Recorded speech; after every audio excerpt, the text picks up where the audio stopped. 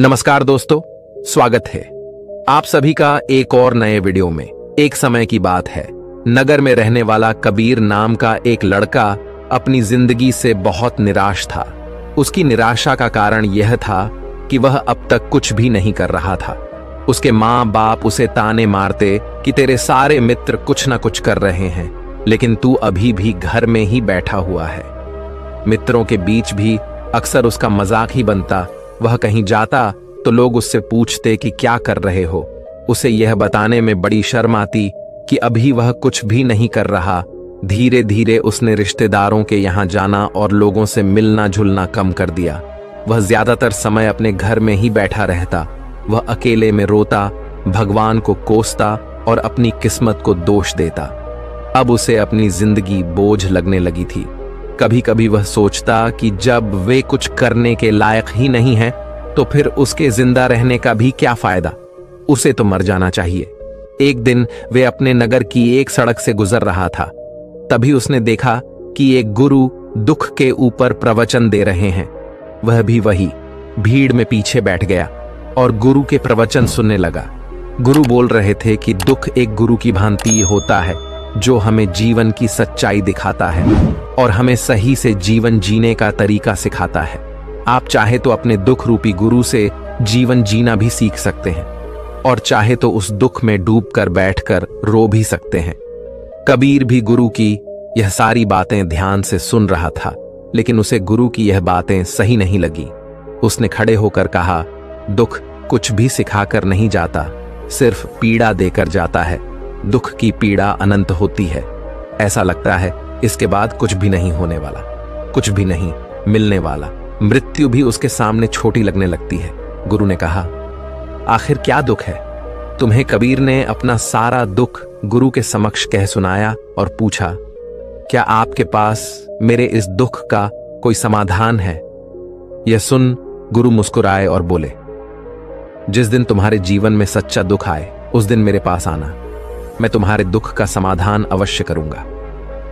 इतना कहकर गुरु वहां से चले गए। कबीर ने सोचा, क्या मेरा दुख सच्चा नहीं है? क्या जिसने से गुजर रहा हूं वह छोटा है? कोई भी मेरे दुख को नहीं समझ सकता। जब मां बाप नहीं समझ पाए तो गुरु क्या समझेंगे? अपने दुखों से परेशान होकर कबीर ने एक निर्णय लिया कि अब वह कुछ करके दिखाएगा। उसने एक छोटा सा व्यापार शुरू किया, लेकिन उसमें उसे सफलता नहीं मिल रही थी। पर उसके घर वाले खुश थे कि वह कुछ तो प्रयास कर रहा है। वह अपने व्यापार में जुटा रहा और उसे धीरे धीरे सफलता भी मिलने लगी। फिर उसने रफ्तार पकड़ ली और सिर्फ 3 साल के अंदर ही वह एक बड़ा व्यापारी बन गया। अब कबीर के चारों तरफ ऐसे बहुत से लोग थे जो उसकी चिंता करते थे, उसे पसंद करते थे, उसके काम की प्रशंसा करते थे। अब उसके घर वाले भी उसकी प्रशंसा करते नहीं थकते थे। दिन प्रतिदिन उसके मित्रों की संख्या बढ़ती जा रही थी। अब वह अपनी जिंदगी से बहुत ही खुश था। उसके कुछ मित्रों ने उसे सलाह दी कि जब तुम बड़े व्यापारी बनकर इतने खुश हो तो सोचो कि अगर तुम इस नगर के, इस राज्य के सबसे बड़े व्यापारी बन जाओ तो तुम्हारे पास कितना सुख होगा। कितने लोग तुमसे जुड़ना चाहेंगे, तुम्हारा कितना यश फैले। स्वयं राजा भी तुमसे मित्रता करना चाहेंगे और जरूरत पड़ने पर तुमसे ही धन उधार लेंगे। मित्रों की यह बात कबीर के मन में घर कर गई। अब उसने और भी धन कमाने का प्रयास शुरू कर दिया, लेकिन उसे यह सब कुछ बहुत ही जल्दी चाहिए था। वह सब कुछ प्राप्त करने में अपना ज्यादा समय बर्बाद नहीं करना चाहता था। इसीलिए उसने ऐसे भी कार्य करने शुरू कर दिए जो उचित नहीं थे।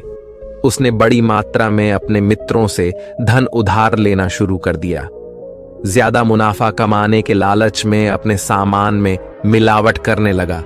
उसने दूसरे व्यापारियों के खिलाफ षड्यंत्र भी रचे, उन्हें डराया, धमकाया। जैसा जैसा उसके मित्र उससे कहते गए वही करता गया।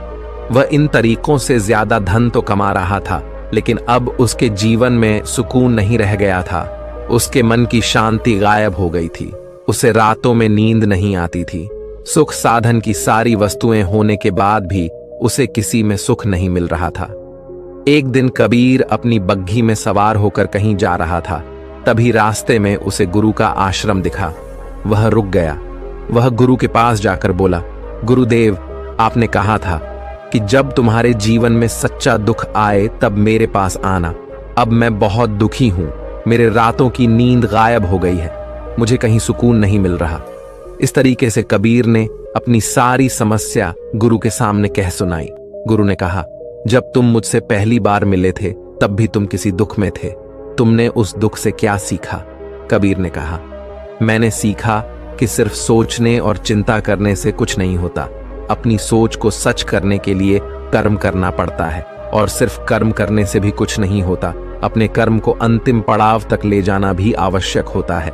चाहे रास्ते में कितनी मुश्किलें आई, मन कितना ही निराश हो, कितना ही लगे कि अब आगे कुछ भी नहीं होने वाला, तब भी यह मानकर चलो कि मैं जो भी कर रहा हूं उसमें सफल अवश्य होगा। लोग सिर्फ सफल व्यक्ति को ही सम्मान देते हैं, फिर चाहे कोई कितना ही अच्छा क्यों ना हो, वह लोगों की नजरों में होता है। यह सब सुन गुरु मुस्कुराए और बोले, यह असली दुख नहीं है। जब तुम्हारे जीवन में असली दुख आए तब मेरे पास आना, मैं उसका समाधान अवश्य करूंगा। कबीर ने जाते समय गुरु को सोने के सिक्कों से भरा घड़ा भेंट किया। धड़ा देखकर गुरु ने कहा, यह मेरे किसी काम का नहीं, इसे उस पेड़ के नीचे गड्ढा खोदकर दफना दो। कबीर ने गुरु के कहे अनुसार घड़े को पेड़ के नीचे दफना दिया और वहां से चला गया। कुछ दिनों तक तो व्यापार अच्छी तरक्की कर रहा था, लेकिन गलत व्यापार की वजह से ही धीरे धीरे उसे व्यापार में घाटा होने लगा। उसकी सारी धन संपदा धीरे धीरे खत्म होने लगी और एक दिन ऐसा आया जब उसके पास कुछ भी नहीं बचा और वह कर्जे से लग चुका था। लेकिन वह निश्चित था, क्योंकि उसने सारा कर्ज अपने मित्रों से ही लिया था। वे सोचता था कि उसके मित्र बुरे समय में उसका साथ देंगे, लेकिन ऐसा कुछ भी नहीं हुआ। बुरा समय आते ही मित्रों ने ही सबसे पहले अपना उधार मांगना शुरू किया और उधार वापस ना करने पर जान से मारने की धमकी भी दी। उसके शुभ चिंतक, उसे चाहने वाले सब उससे दूर हो गए। उसके वह मित्र जो उसके साथ मौज मस्ती किया करते थे, अब उससे दूर भागने लगे। उसके परिवार वाले उसे उसकी गलत और कमियां गिनाने लगे। उसकी सारी संपत्ति नीलाम हो गई और उसके पास कुछ भी नहीं बचा। उसने अपने पिता से सहायता मांगी तो पिता ने कहा, मेरे पास ये थोड़ी सी ही संपत्ति है, अगर मैं यह भी तुम्हें दे दूंगा तो तुम्हारी मां को कहां रखूंगा? इस संपत्ति हमारा आखिरी सहारा है। कबीर के भीतर बहुत गहरा दुख हुआ। उसके आसपास ऐसा कोई भी नहीं था जो उसके दुख को समझ सके, उसे संभाल सके। लोगों से मिले इस धोखे और विश्वासघात की वजह से वह अंदर तक टूट गया। उसे लगने लगा, अब जीने का क्या मतलब, अब तो मृत्यु हुई, एकमात्र सहारा है वह है आत्महत्या करने। एक पहाड़ी की तरफ जा रहा था कि तभी उसे याद आया, गुरु ने कहा था, जब तुम्हारे जीवन में असली दुख आए तब मेरे पास आना। कबीर गुरु के पास गया और अपना सारा दुख कह सुनाया। वहीं आंखों में आंसू भरकर बोला, मेरे इस दुख का समाधान कीजिए। गुरुदेव, गुरु ने कहा, जब तुम्हारे जीवन में असली दुख आए तब मेरे पास आना, मैं उसका समाधान अवश्य करूंगा।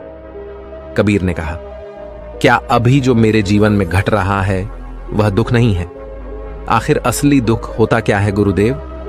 गुरु ने कहा, सबसे पहले तुम यह बताओ कि तुमने अपने इस दुख से क्या सीखा? कबीर ने कहा, मैंने सीखा कि जो लोग हमारी सफलता, हमारी तरक्की की वजह से हमारे जीवन में आए हैं, वह हमें धोखा अवश्य देंगे, क्योंकि वह बुरे समय में हमारे साथ खड़े नहीं होंगे। वह केवल अच्छे समय में हमारा फायदा उठाएंगे और बुरे समय में छोड़कर चले जाएंगे।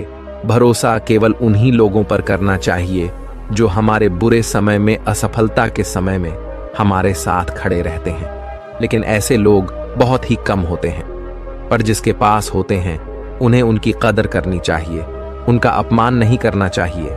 मैंने यह भी सीखा कि कभी किसी के खिलाफ षड्यंत्र नहीं रचना चाहिए। ईमानदारी और धैर्य के साथ अपना काम करना चाहिए और कभी लालच नहीं करनी चाहिए। अपना सारा दुख और अनुभव बताने के बाद कबीर की आंखों में आंसू भरकर गुरु के सामने बैठा रहा। थोड़ी देर बाद गुरु उठे और उस पेड़ के नीचे गड्ढा खोदकर वह घड़ा बाहर निकाला जो सोने के सिक्कों से भरा हुआ था और उसे कबीर को दे दिया और कहा, जब तुम्हारे जीवन में असली दुख आए तब मेरे पास आना। कबीर ने गुरु को धन्यवाद दिया और उन्हें प्रणाम कर वहां से चला गया। उसने उस धन से एक छोटा व्यापार शुरू किया। अब वह एक छोटा व्यापारी बनकर भी खुश था। उसने पूरी लगन और ईमानदारी से व्यापार किया। देखते ही देखते वह अपने नगर का फिर एक बड़ा व्यापारी बन गया। उसका जीवन खुशियों और सुविधाओं से भर गया।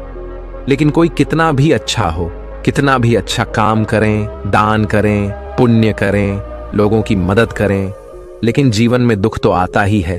तो कबीर के जीवन में भी दुख आया। उसके माता पिता की मृत्यु के रूप में वह दोनों एक ही दिन मृत्यु को प्राप्त हो गए। कबीर अपने माता पिता से बहुत प्रेम करता था, इसलिए उसे उनकी मृत्यु से बहुत गहरा आघात पहुंचा। वह उन दोनों के पार्थिव शरीर को शमशान घाट ले गया, जहां उनकी अंतिम क्रिया की गई। वहां उसने अपने माता पिता के शरीर को जलते हुए देखा तो उसका मन बेचैन हो गया। उसके अंदर बहुत से प्रश्न उठने लगे हैं। घर वापस आया तो उसने अपने माता पिता के घर और संपत्ति को देखा, जिसके लिए उसके पिता हमेशा लड़ते रहते थे। आज वह लावारिस पड़ी है। आज उसकी देखरेख करने वाले, उसके लिए लड़ने वाले इस दुनिया से चले गए। उसके पिता ने जो भी कमाया था, जो भी बनाया था, वो सब यहीं रह गया था। एक दिन पहले तक किसी से भी अपनी संपत्ति के लिए लड़ जाने वाले उसके पिता आज खुद इस दुनिया से अलविदा हो गए थे। उसका मन इसी तरह के अनेक विचारों के भन में फंसा हुआ था।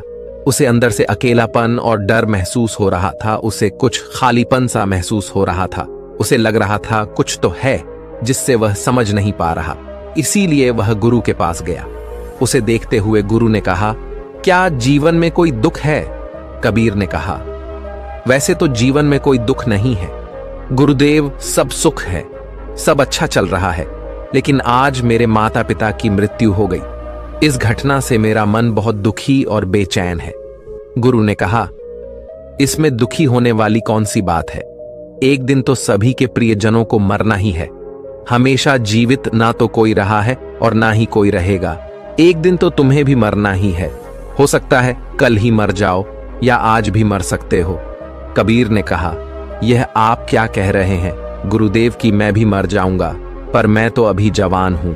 गुरु ने कहा, इस भ्रम में तो सभी जी रहे हैं कि मृत्यु दूसरों को आती है, बूढ़ों को आती है, लेकिन बूढ़ों के सामने ही जवान मर जाते हैं, बच्चे मर जाते हैं। मृत्यु का किसी की उम्र से कोई संबंध नहीं है, तो सबको अपना बना लेती हैं। गुरु की यह बातें कबीर के मन में घर कर गईं और वह चुपचाप वहां से चला गया। लेकिन उसका मन अब भी बेचैन था। अब भी था। वह कुछ खालीपन सा महसूस कर रहा था। वह पूरे दिन अपने बारे में सोचता रहता कि वह कौन है, इस दुनिया में क्यों आया है, क्या सिर्फ चीजों का उपयोग करना और मरना ही जीवन का लक्ष्य है? ऐसे ही बहुत से प्रश्न उसके मन में लगातार उठ रहे थे, लेकिन उसे अपने किसी भी प्रश्न का उत्तर नहीं मिल पा रहा था और उसका दुख दिन प्रतिदिन बढ़ता जा रहा था। इसीलिए कुछ दिनों बाद वह फिर गुरु के पास पहुंचा और बोला, गुरुदेव, मैं बहुत दुखी हूं, क्योंकि मैं यह नहीं जान पा रहा हूं कि मैं कौन हूं और इस दुनिया में क्यों आया हूं।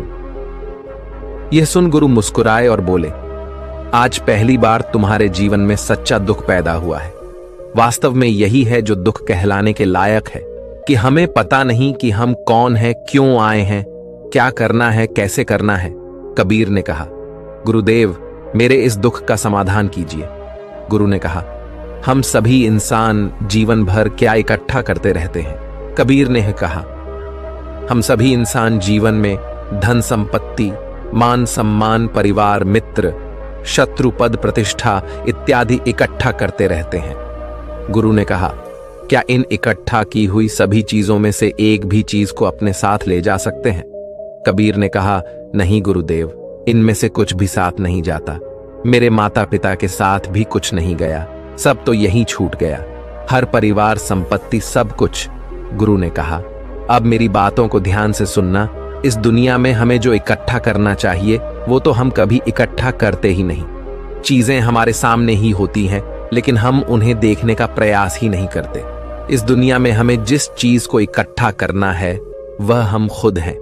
हमें खुद को इकट्ठा करना है ताकि जब मृत्यु हो तो हम एक हो सके और स्वयं को पहचान सके। हम भीतर से बंटे हुए हैं। हम बंटे हुए हैं प्रेम में, नफरत में, क्रोध में, जलन में, क्रूरता में, धन में, संपत्ति में, पद में, प्रतिष्ठा में, मान में, पहचान में, धर्म में, जाति में। ऐसे ही सैकड़ों हजारों चीजों और वास्तव में हम बंटे हुए हैं। हम टुकड़े में जीवन जी रहे हैं। इस बंटवारे की वजह से हमारी चेतना कभी एक नहीं हो पाती। हमारी चेतना शक्ति बिखर गई है। इसीलिए हमारे पास इतना भी समय नहीं है, इतनी भी ऊर्जा नहीं है कि हम मुड़कर एक बार अपने भीतर देख सकें। वास्तव में जिस धन की कमी, सुविधाओं की कमी, मान सम्मान की कमी को लोग दुख समझते हैं और जीवन भर उसे दुख बोलकर रोते रहते हैं और उनका समाधान खोजने का प्रयास करते रहते हैं, उन्हें उसका समाधान कभी मिलेगा ही नहीं। क्योंकि जिन्हें लोग दुख कहते हैं वह असली दुख है ही नहीं। वह तो सिर्फ इंसान की चाहत है, उसकी इच्छा है, जिसकी पूर्ति कभी नहीं की जा सकती। इसीलिए यहां व्यक्ति को ऐसे दुखों का कभी समाधान मिला ही नहीं। इसीलिए इन सब के ऊपर अगर अपने दुखों का परम समाधान चाहिए तो सबसे पहले अपने आप को इकट्ठा करो। अपनी ऊर्जा को इस संसार से वापस खींच और एकत्रित करो। अपने ऊपर ध्यान दो, खुद पर ध्यान लगाओ। मृत्यु से पहले अपने आप को पहचान लो। ऐसे ही बिखरे हुए मत चलो। कबीर नहीं कहा तो क्या गुरुदेव, हमें यह संसार छोड़ देना चाहिए, अपनी सभी इच्छाओं को मार देना चाहिए, किसी से प्रेम नहीं करना चाहिए, धन संपत्ति नहीं इकट्ठा करनी चाहिए, मान सम्मान की आशा छोड़ देनी चाहिए? गुरु ने कहा, एक बिखरे हुए मनुष्य के अंदर से कामनाएं, इच्छाएं और वासनाएं ऐसे ही निकलती हैं जैसे पहाड़ से कोई पत्थर गिर रहा हो, जिस पर पहाड़ का कोई नियंत्रण नहीं है, सिवाय देखने, परेशान होने और कुछ खोने के। इसी प्रकार एक बिखरे हुए मनुष्य की इच्छाएं अनियंत्रित और दुखदायी होती हैं। उसका अनियंत्रित मन कुछ भी इच्छाएं और कल्पनाएं करता रहता है और दुखी होता रहता है। लेकिन जब व्यक्ति एकत्रित हो जाता है तो वह जो भी करता है सब उसके नियंत्रण में रहता है। तभी इच्छाएं भी उसकी इच्छा से निकलती हैं। कबीर ने कहा, गुरुदेव, आपने मेरे सच्चे दुख का समाधान कर दिया। आपका बहुत बहुत धन्यवाद। आज से मैं खुद को एकत्रित करने का प्रयास करूंगा। गुरु ने कहा, मानव शरीर में बहुत ऊर्जा है, बहुत शक्ति है, पर यह बेकार के कामों में बर्बाद कर रह गई है, चीजों में लगी रहती है। यह ऐसा ही है जैसे कि अत्यंत शक्तिशाली मशीन किसी बच्चे के हाथों में दे दी गई हो और वह बिना सोचे समझे, बिना किसी नियंत्रण और जानकारी के बस इसकी शक्ति को कहीं भी बर्बाद कर रहा हो। इसीलिए अपनी चेतना की शक्ति पर ध्यान दो और इसे एकत्रित करो। कबीर को अपने प्रश्नों का उत्तर मिल चुका था। उसने गुरु को धन्यवाद किया और चुपचाप वहां से चला गया। अगर आपको यह वीडियो दिल से अच्छी लगी हो तभी इस वीडियो को लाइक कर देना, और आपने अब तक इस चैनल को सब्सक्राइब न किया हो तो चैनल को सब्सक्राइब भी जरूर कर देना।